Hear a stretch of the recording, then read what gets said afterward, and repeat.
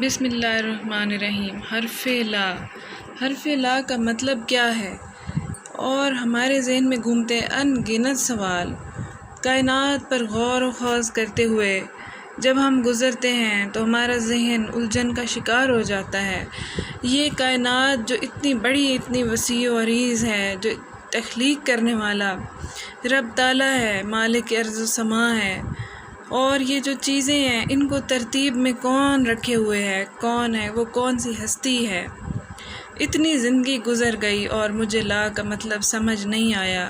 یہ جانتی تھی لا یعنی کچھ نہیں، کوئی چیز نہیں، پر یہ نہیں جانتی تھی کیا نہیں، کون سی چیز نہیں۔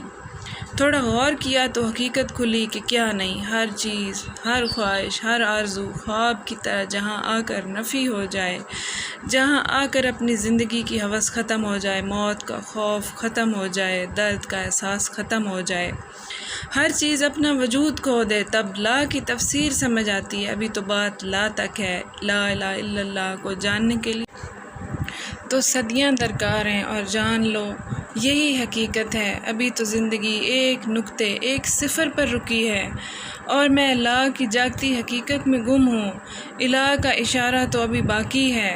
کوئی معبود نہیں سوائے اللہ کے، کوئی مقصود نہیں سوائے اللہ کے، کوئی مطلوب نہیں سوائے اللہ کے، جو مالک ارض و سماء ہے۔ جب آپ نے اپنی ذات کی نفی کر دی، اپنی ہر پسندیدہ چیز کو رب تعالیٰ کی پسند کے آگے جھکا دیا، اپنے آپ کو، اپنی ذات کو رب تعالیٰ کی خواہش کے آگے اپنے آپ کو اتنا جھکایا کہ رب کی مرضی کو اپنی مرضی بنا لیا، اس کی خواہش کو اپنی خواہش بنا لیا، تو آپ نے اپنے نفس کو مطمئن کر لیا، اپنے رب کو پا لیا۔